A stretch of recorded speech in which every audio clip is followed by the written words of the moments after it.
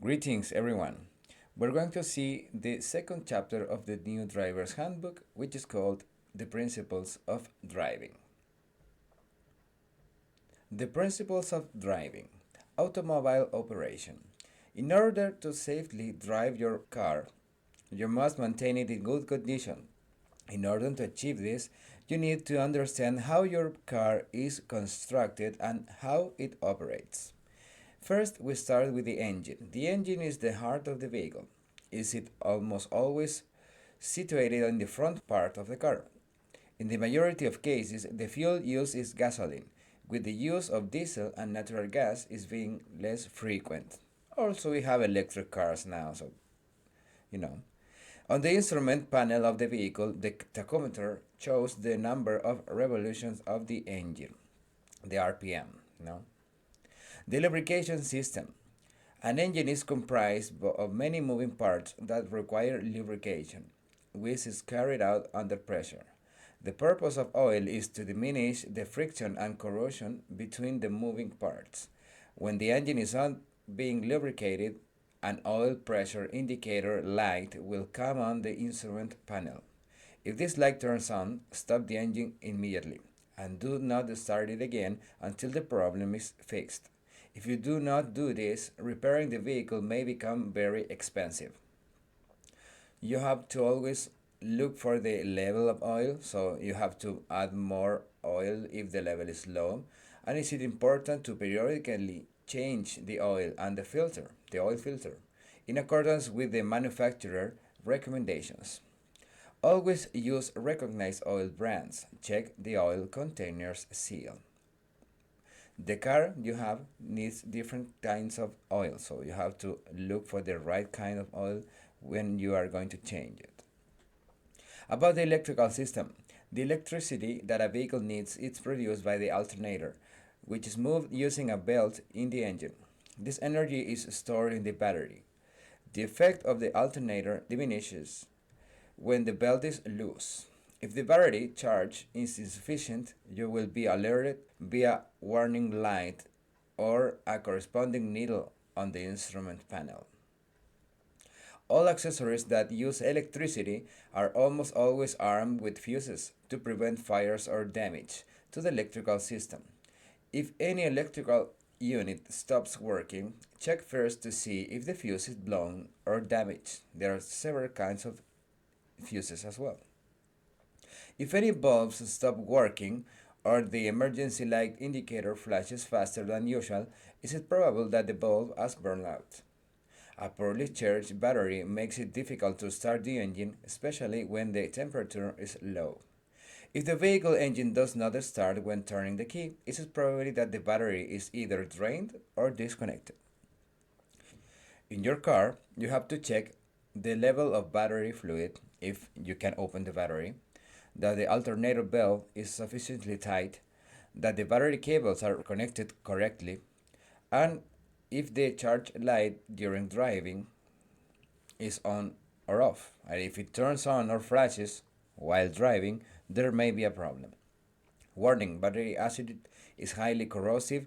Exercise caution with your clothing and skin. About the fuel system. The fuel system is made up of a fuel tank, tubes, and a pump. Fuel is mixed with air in the carburetor or through the injection system, electronic injection system, and then is aspirated by the engine. These days, the majority of engines do not have a carburetor. Instead, the fuel is directly injected into the intake manifold with the electronic injection system. Sometimes when the engine is cold, you will have to reduce the amount of air in the mixer so that the engine will start. That is done using a regulator or choke on the vehicles that have carburetors. Some vehicles have an automatic regulator, while others, with injection engines, lack a choke because they are controlled by a microprocessor. The more recent ones. Gasoline fumes can be cancerogenic. Avoid opening the fuel cap more than necessary. Be sure to fill the tank with fuel each time you go to the gas station, the correct fuel. This will cause less contamination by liberating less gas. Use the appropriate octane for your vehicle engine according to the manufacturer's regulations as well. Remember when fueling, turn off the engine, avoid inhaling gasoline fumes, do not light cigarettes, do not use your cell phone. Frequent braking and accelerating while driving cause high fuel consumption. If while driving you detect a strong gasoline odor, stop the vehicle immediately to investigate the origin of the problem. This will prevent risk of a vehicle fire. About the cooling system. The cooling system is designed to cool the engine in order to maintain an adequate temperature. The engine is cooled with a coolant, distilled water, and antifreeze that circulates through lines in the engine block and into the radiator. A high engine temperature can be caused by a blockage in the cooling system, lack of liquid, or a broken or loose water pump belt. If the engine temperature rises, stop immediately and repair the issue. These days, the majority of vehicles have electric fans that activate when the temperature is high, especially when driving at low speeds. If this does not occur, it could be due to a damaged fuse or a defective connection. If the vehicle temperature is rising more than normal, it is probably due to a broken or damaged fan belt. In below freezing temperatures conditions, it is important that the coolant contain a sufficient proportion of antifreeze, which will keep the engine and the radiator from becoming damaged by freezing water ice. So you have to select the right coolant as well for your car. About the exhaust system. The exhaust fumes contain carbon monoxide, which is poisonous, colorless, and odorless. The first symptoms of carbon monoxide poisoning are a headache and vomiting. Exhaust fumes also contain numerous other toxic substances which are dangerous to your health and the environment. Remember that there is a high risk, that the exhaust system may rust or break, which can cause carbon monoxide to enter the vehicle interior. An abnormally loud noise emitting from the exhaust pipe is a signal of a breakage or holes in the silencer. Remember to keep the exhaust system in a good shape so you protect the environment, not keep the engine running lower than necessary because of the contamination as well. At the first sign of carbon monoxide poisoning, exit the vehicle immediately and get fresh air. Carbon monoxide can penetrate the vehicle interior if the trunk is open as well. Stop the engine during long standstills, more than a minute, and be aware of changes in the engine sounds. About the transmission. The engine's energy is transmitted to the traction wheels through the clutch. There are forward drive and rear drive vehicles. There are also four-wheel drive vehicles as well.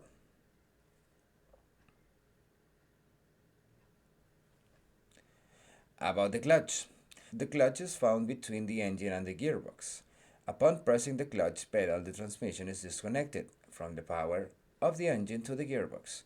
Therefore, energy is not being channeled to the traction wheels.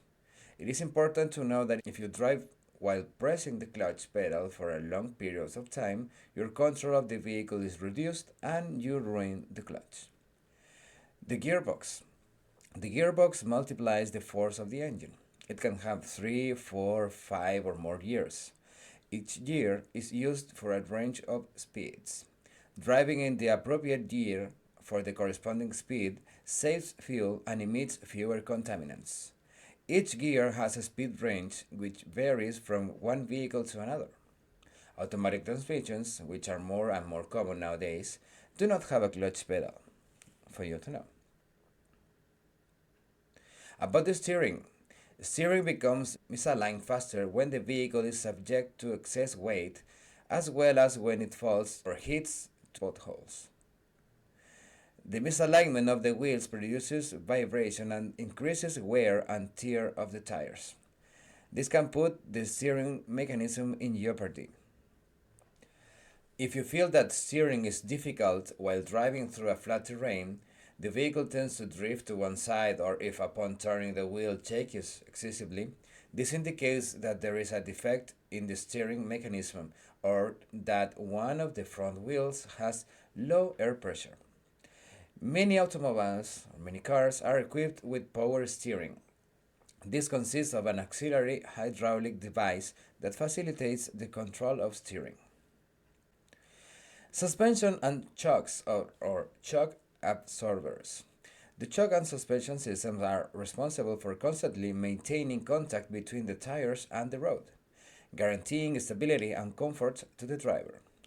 These systems play an essential role in maintaining the vehicle on its desired path and absorbing the irregularities present in the asphalt.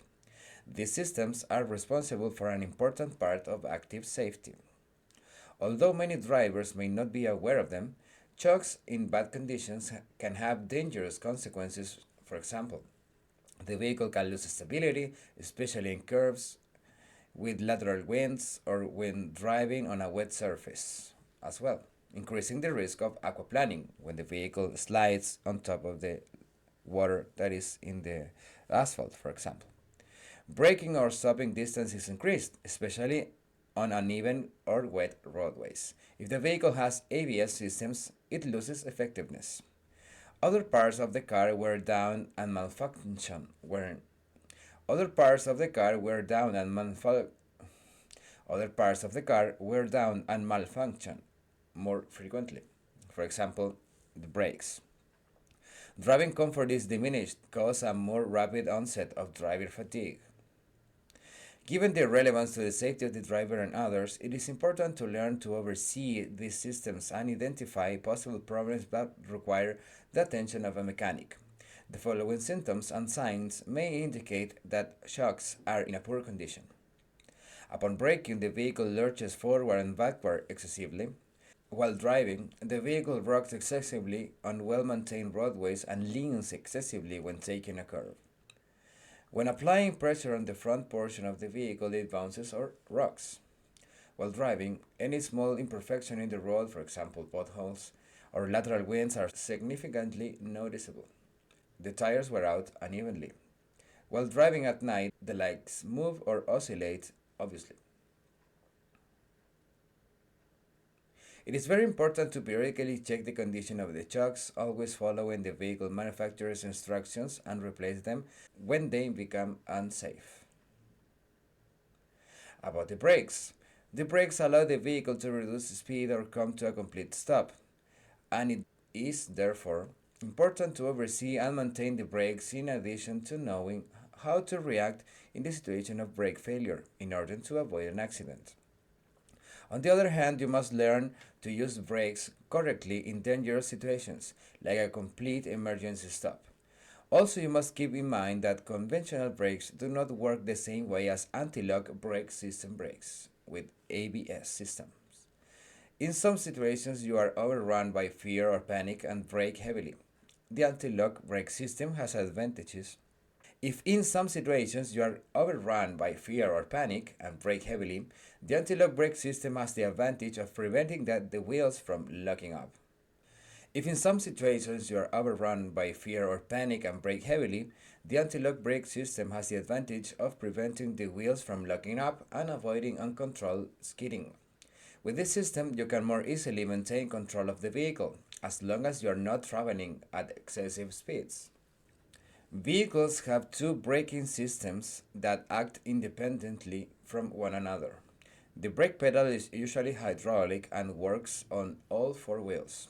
Older vehicles have hydraulic circuit braking systems, which in the case of a breakage or leak in the brake drum, all of the fluid is eliminated, and with it, the ability to brake in all four wheels. Modern vehicles come equipped with a two-circuit braking system.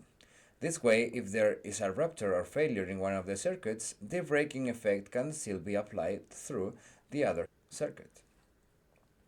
The parking brake or handbrake or emergency brake as well is mechanical and usually acts on the rear wheels. Many vehicles have a servo brake, which considerably increases the strength of the brake pedal. The servo only works when the engine is running, that's you have to know. You must be careful when towing or when the engine turns off on a downhill, because the braking power is not going to be the same in those situations. So you have to check, in order to keep on a good brake system, the level of brake fluid periodically in accordance with the manufacturer recommendations. Brake fluid is not consumed by the vehicle. You have to know that. And if it is low, it's because there is a problem or a mechanical defect. Also, if the brake fluid is low, you could cause an accident because the braking power is not going to be the same. The braking uses that liquid for stopping the car. And of course, you have to check that the length of the brake is not too long. You should be able to press the pedal only until about half the distance between the pedal and the floor, not just to the bottom. You have to check that the pedal position doesn't descend when you are pressing the brake down. If it happens, there may be a leak. You have to check that the pedal feels rigid and not elastic. If the pedal feels elastic when pressed down, there might be air in the system. You have to check that the brake lights are functional. You have to check that the parking brake works correctly because it should maintain the vehicle stop on a hill or prevent the vehicle from moving when placed in the activated position. And you have to check that the brakes work evenly across all four wheels. If they are misaligned during a heavy brake or an emergency brake, the uneven effect can make the vehicle drift to one side.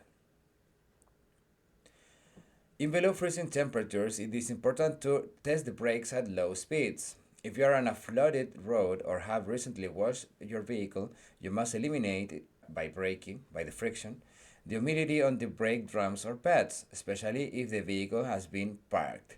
How you do that? You press and loose the pedal a couple times. Recommendation for avoiding brake failure. Although you can perform some recommended checks yourself, some require the assistance of a mechanic. Check for possible cracks in the hoses that circulate brake fluid, making sure that there are no stains on the pavement due to leaks. Change all the brake fluid at the intervals recommended by the vehicle manufacturer because it gets moisture. Periodically, check the state of the brake pads, shoes, and discs, and be alert for sounds emitted while braking. One maneuver you must know is how to make an emergency stop or come to a complete stop as quickly as possible and safely. One of the biggest risks of an emergency stop or heavy braking is that the wheels may lock up and slide or skid over the pavement. When this happens, the braking distance is noticeably increased. Also, in these conditions, it is impossible to control or steer the vehicle, which greatly diminishes the probability of avoiding obstacles. The anti-lock brake system is able to detect the instant that the wheels lock and likely reduce the pressure on the brakes, even while the pedal is still pressed down. This allows the wheels to maintain traction on the road surface and allows the driver to maintain the control of the vehicle when braking. Even if the ABS fails, the brakes will continue working. About the tires. The tires are the only point of contact between the vehicle and the roadway. The traction of the tires provides the necessary safety under any meteorological conditions, even in difficult situations. In order for the tires to correctly perform braking, traction, and steering, the tread should have a minimum recommended depth of 3 millimeters. When the depth of the tread is very low, less than 1.6 millimeter, friction is decreased on wet pavement, increasing the risk of losing contact with the roadway because of the wedge of the water that forms in front of the tires. The tire can go up that wedge. So get in the habit of periodically checking your tires and confirming that the detectors on the threads do not indicate a depth inferior to 1.6 millimeters. You can check that day by day. Of all of the elements of a vehicle, the tires are those that require the most inspection by the driver because it's the part of the vehicle that is exposed to the road conditions. So you have to check it day by day. Also, check tire pressure regularly. Uneven wear can be caused by alignment or suspension problems or due to driving with the inappropriate tire pressure. You must keep a vehicle's tires at the pressure recommended by the manufacturer to avoid sliding. Noticeable wear down the center of the tire means that the tires have been used with an excess of air pressure during time. While wear only on the edges of the tire indicates that they have been used with less pressure than recommended. Low air pressure in one or both of the back tires can significantly increase the tendency to drift. With low air pressure on the front tires, or in the front tires, steering becomes more difficult and the vehicle is more difficult to control. Low pressure in one of the front tires will tend to make the vehicle drift or twist towards that side.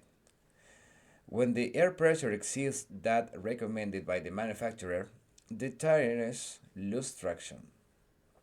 The best tires should always be placed on the rear of the vehicle, independent of whether the vehicle is forward or rear drive, to assure the optimum stability.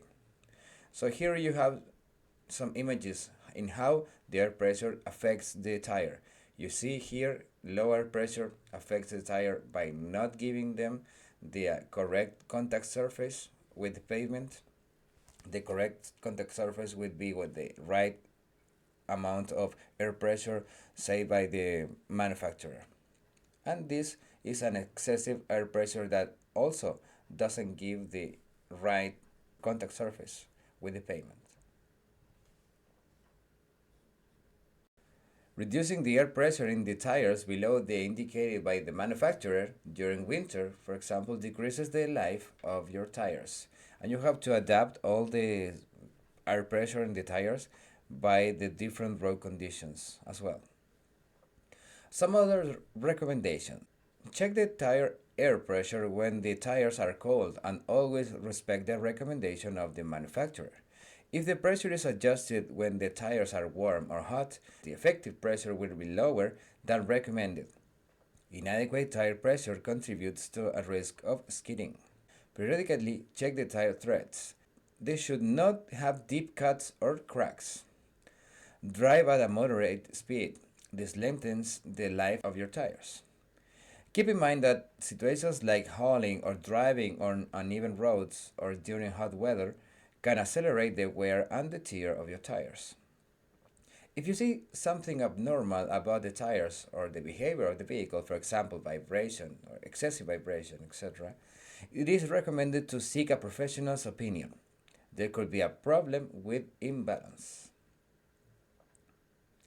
Some other recommendations: tires should be changed at least every 5 years, even if they have little use and their treads are good, because the material ages and tires lose the properties that allow them to roll safely.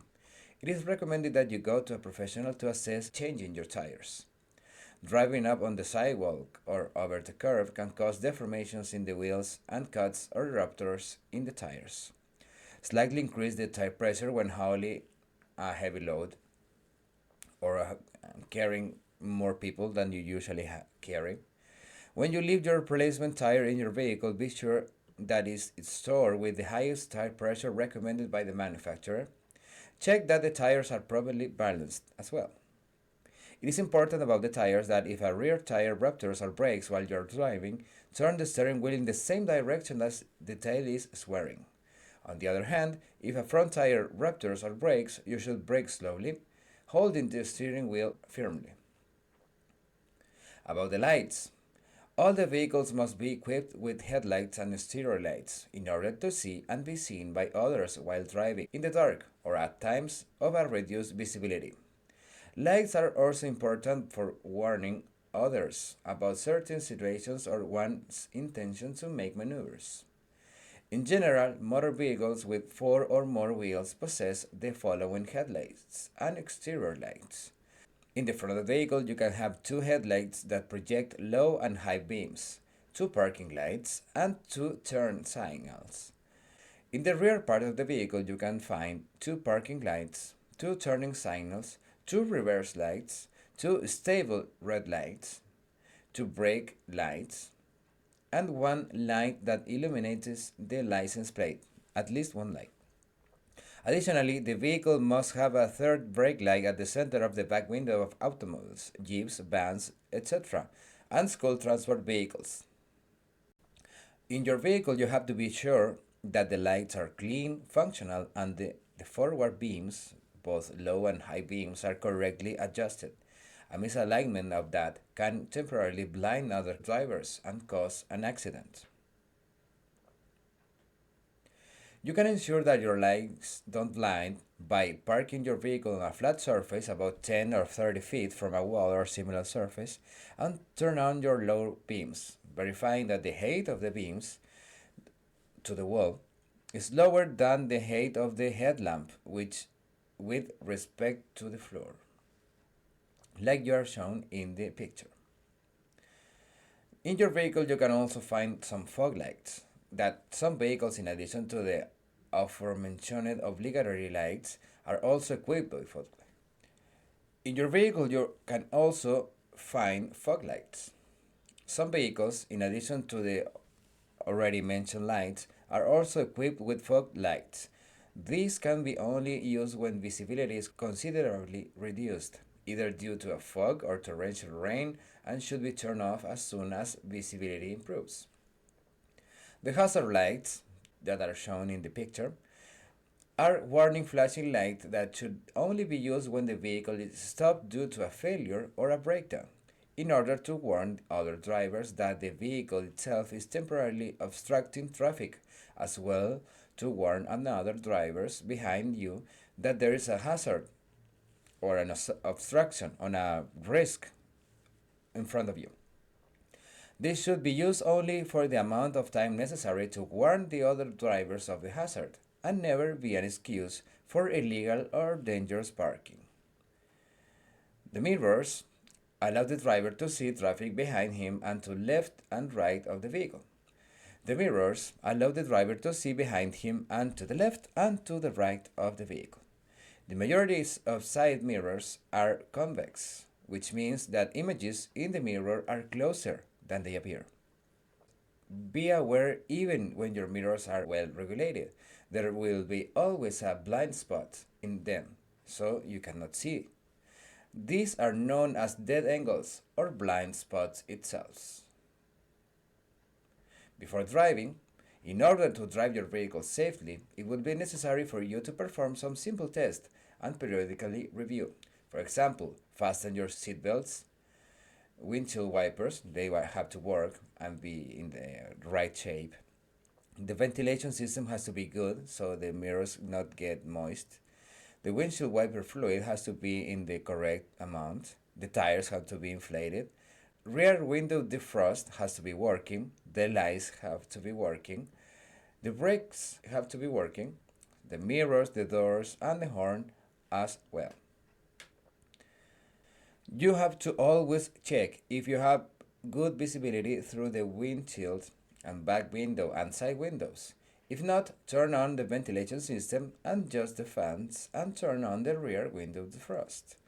You have adjusted the mirrors for optimum visibility behind you and to the sides. You must be able to see the largest possible proportion of the road and other vehicles. You have to be sure that the doors are properly closed. If you are transporting children, be sure that they are secured safely in their seats and they cannot open the doors from the inside. You have a child security system in the doors you can use. You have to check if you have reflective objects in case of an emergency, like a fire extinguisher as well. You have to have a replacement tire and necessary tools to change them. You don't have to have anything loose in the vehicle that could harm someone in case of a sudden stop. You have to check if your shoes are appropriate for controlling the pedals. Before starting your vehicle, look around and also check your blind spots. Some of the energy and physics laws in the driving. For example, the energy of movement. A vehicle approaching a curve tends to continue its movement in a straight line. By moving the steering wheel, you force the vehicle to deviate. Some of the energy and the physics laws in driving are, for example, the energy of movement, and says a vehicle approaching a curve tends to continue its movement in a straight line. By moving the steering wheel, you force the vehicle to deviate from the straight course it will follow due to inertia. But if you are driving too fast, you may not have sufficient friction to maintain the vehicle on the road. In the photograph, You can see a skid mark that indicates that the driver braked until the wheels were locked there in the pavement. As a result, the vehicle didn't obey the movement of the steering wheel, but rather continued its course straight ahead. So you have to brake before the curve to avoid this happening.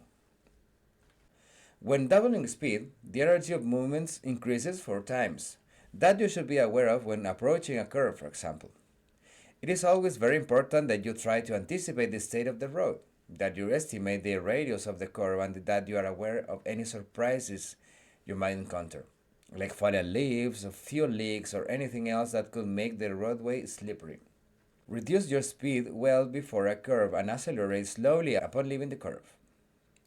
The magnitude of centrifugal force for sideways force in a curve that tends to push a vehicle off the roadway depends directly upon the speed of the vehicle and the sharpness of the curve. Talking about stopping distance, you have to know that it's composed by two parts, the reaction distance and the braking system. So if you sum up those, you get the stopping distance. Okay? So the reaction distance depends on the reaction time of the driver and the speed of the vehicle. A normal reaction time is 1 second. A vehicle traveling at 36 kilometers an hour covers 10 meters in 1 second, 20 meters if it is traveling at 72 kilometers an hour, etc. Beginners, due to lack of their experience, tend to doubt themselves, leading to longer reaction distances. You can estimate the approximate reaction distance multiplying the first digit of your speed by 3, as it's shown in the picture.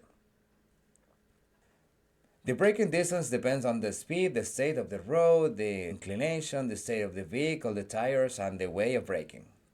The braking distance is increased by the square in the increasing of the speed. That is, if you double the speed, the braking distance increases 4 times. If you triple your speed, the braking distance increases by 9 times, etc. As for the way of braking, there are various ways to brake. A driver who plans their driving diminishes the pressure on the accelerator on time and reduces their speed, saving fuel and increasing the safeness, and also saving the brakes. In an unexpected situation, it is necessary to know how to brake correctly. It has already been mentioned that locked wheels without ABS impede control of the vehicle. Due to this, when you begin to brake, you must press the brake with most pressure possible.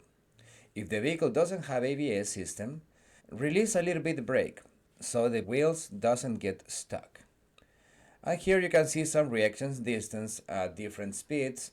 You can see the reaction distance in gray. You can see different braking distance in wet asphalts in blue.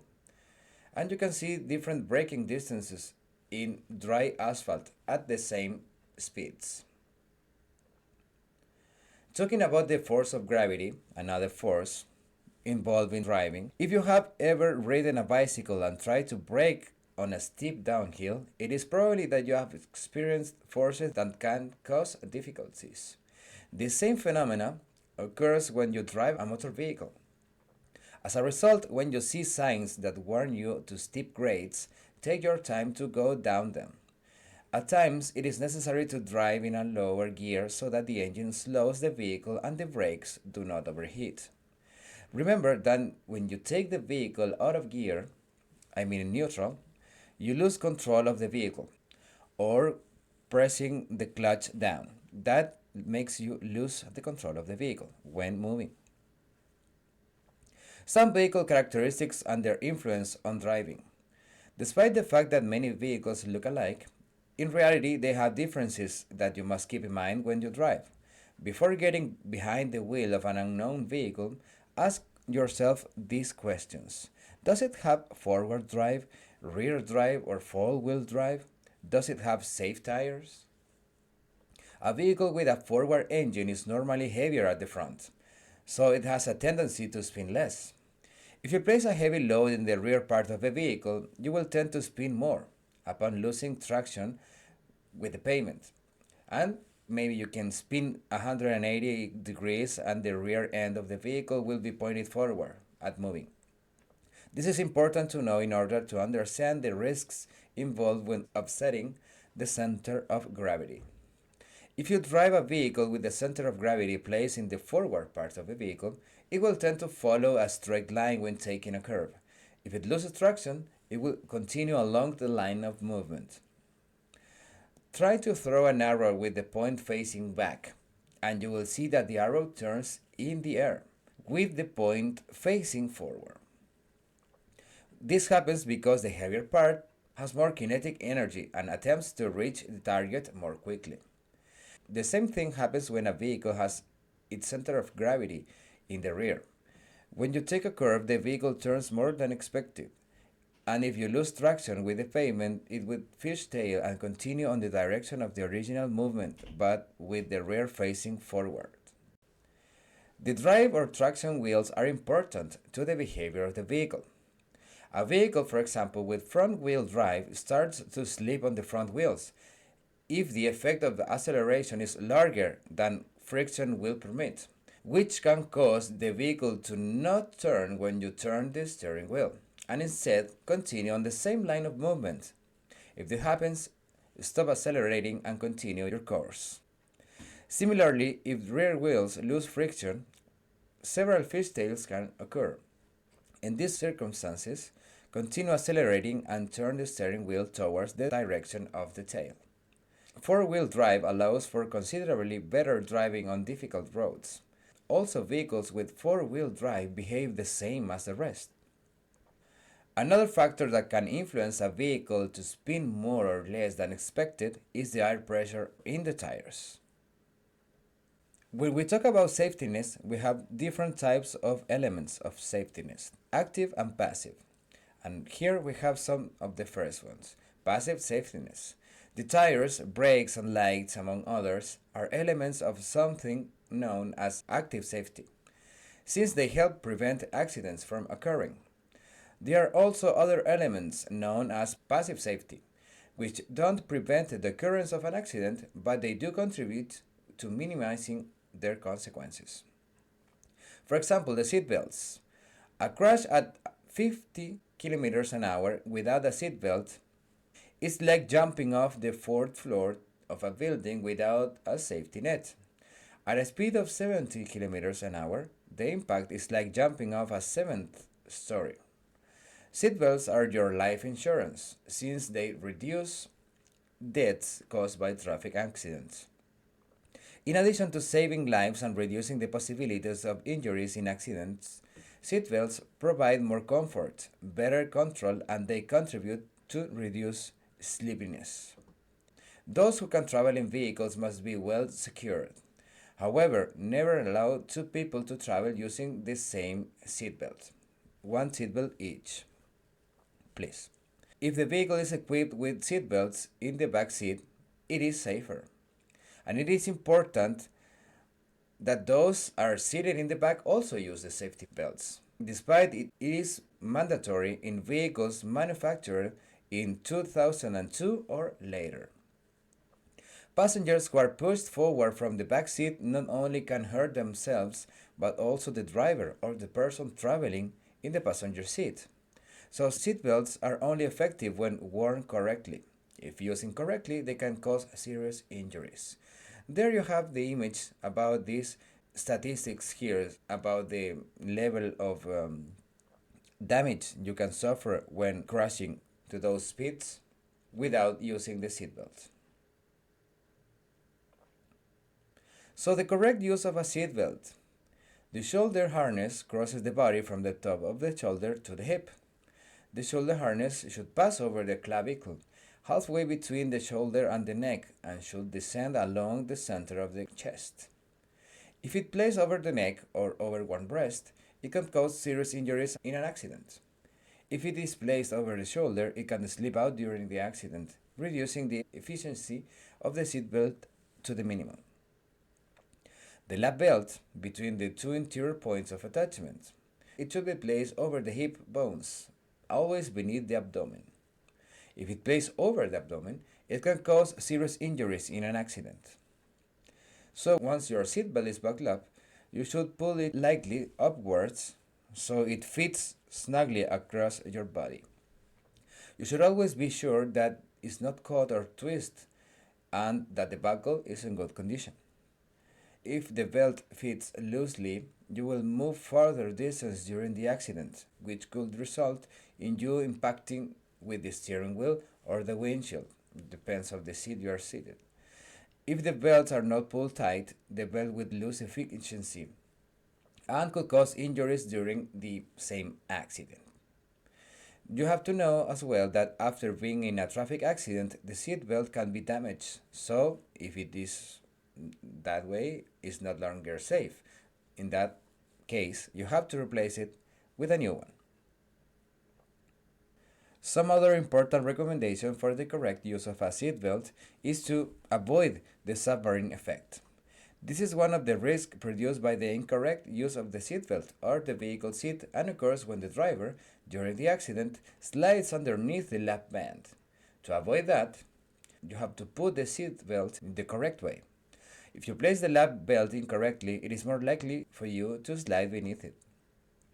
Be sure that the seatbelt is tight. The submarine effect occurs more easily if the belt is not correctly adjusted to the body. Due to this, it is also important to avoid driving with bulky clothing, example a coat.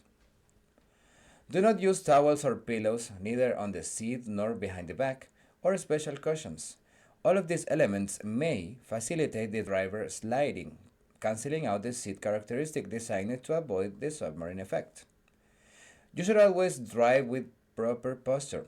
Do not recline the seat excessively, as you should not drive half lying down. Always remember that the proper posture behind the wheel facilitates the correct functioning of the seatbelt. There are some myths about the seatbelts and excuses for not using them, and now we are going to look for some examples.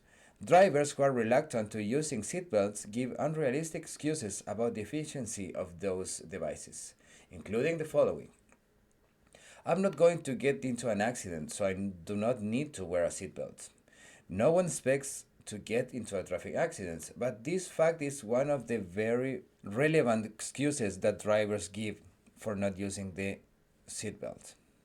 Surviving a traffic accident depends on luck or coincidence, so a seatbelt is not helpful.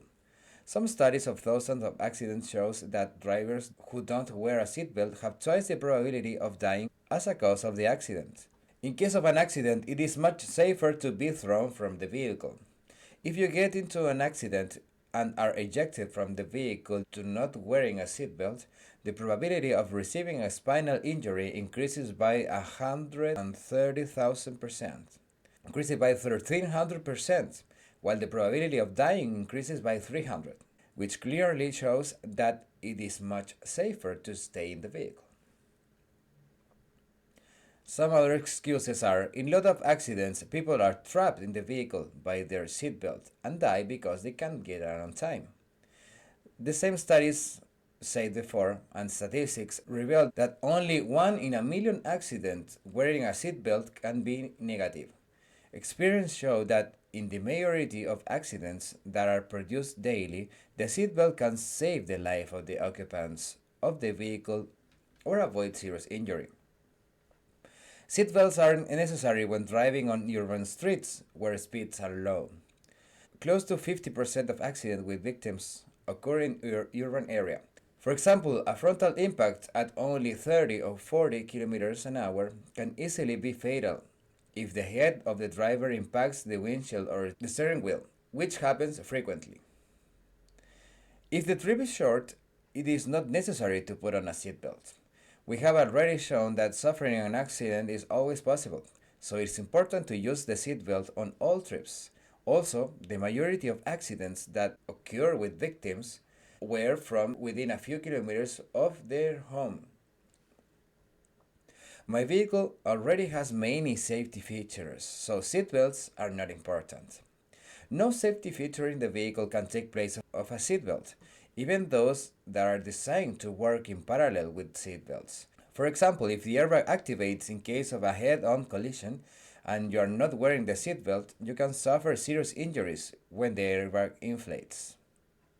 Seatbelts are uncomfortable. If you use your seatbelt frequently, the initial discomfort that some other drivers experience will diminish. Many people over time come to feel uncomfortable and unsafe when they are not wearing a seatbelt. During pregnancy, you shouldn't wear a seatbelt because it is dangerous for the baby. Pregnant women are also required to wear seatbelts, since the risk of injury and losing the fetus during an accident is higher than if they don't use it. For example, if she hits her belly against the steering wheel. In the back seat, it is not necessary to wear a seatbelt. In an accident, the occupants of the back seat who are not wearing seatbelts can be ejected from the vehicle, which can cause a fatal impact with other passengers or the driver. The seatbelt not only can save the lives of the occupants of the back seat, but also prevents them from causing serious injuries to the other occupants in the front of the vehicle.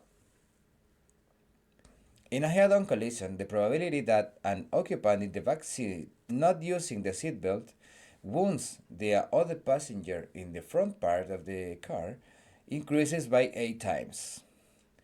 Before starting your vehicle, adjust your mirrors and adjust your seat and backrest if necessary. When grasping the steering wheel, your arms should remain lightly flexed so you can move it easily. And always put on your seatbelt. Be sure that the other occupants of the vehicle also wear the seatbelt. About the airbag.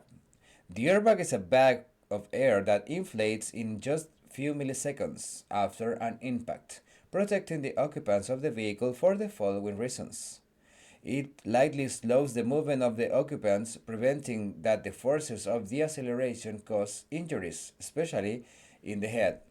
It prevents the occupants of the vehicle from impacting against objects inside the vehicle, for example, the steering wheel, the dashboard, the windshield, etc.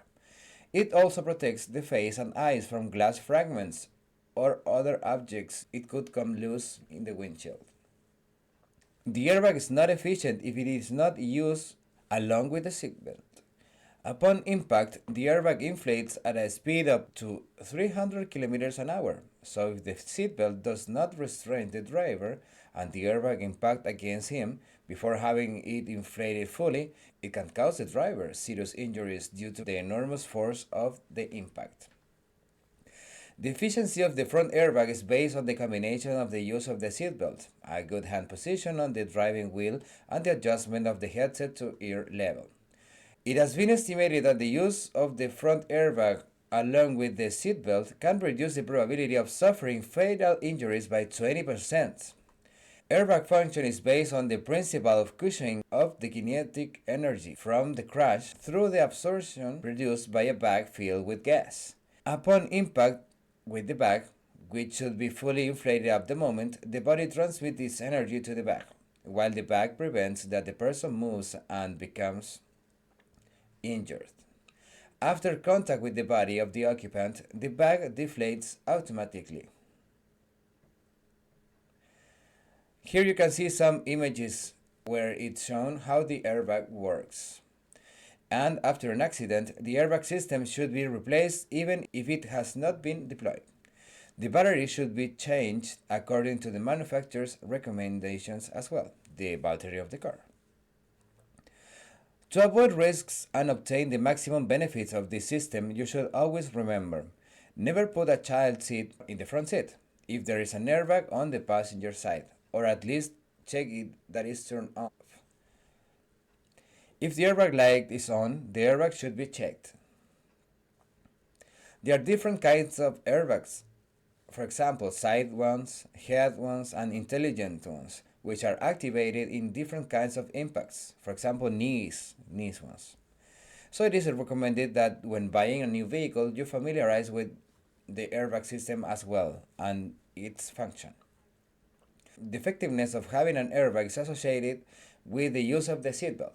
The system is only efficient if you are safely secured with your seatbelt. About the headrest. The headrest is used to prevent spinal injuries when your vehicle is impacted from behind. Its position should be adjusted to each driver behind his or her head. Unfortunately, headrests are often placed in their lowest position, which drastically reduces their effectiveness. and can even make them counterproductive. You should adjust all of the headrests of the vehicle you are going to use for both front and back seats. When a vehicle is impacted from behind, it is subjected to a forward acceleration, which causes the seat to push the body of its occupant forward as well. If the head is not supported, it oscillates relative to the torso, which causes a violent change in direction on the neck, which also forms an S shape initially and moves backward. This movement is known as whiplash. The headrest should be adjusted in such a way to maximize their contribution to safety to prevent the whiplash in every person in case of a rear impact. Height of a headrest. It says the top of the headrest should be situated between the top of the head and the end line. Distance from the head. The distance between the head and the headset should be as short as possible, never more than 4 centimeters. Considering this, the height of the headrest should be at the neck level, at the back of the neck level, so you can be protected the very same way.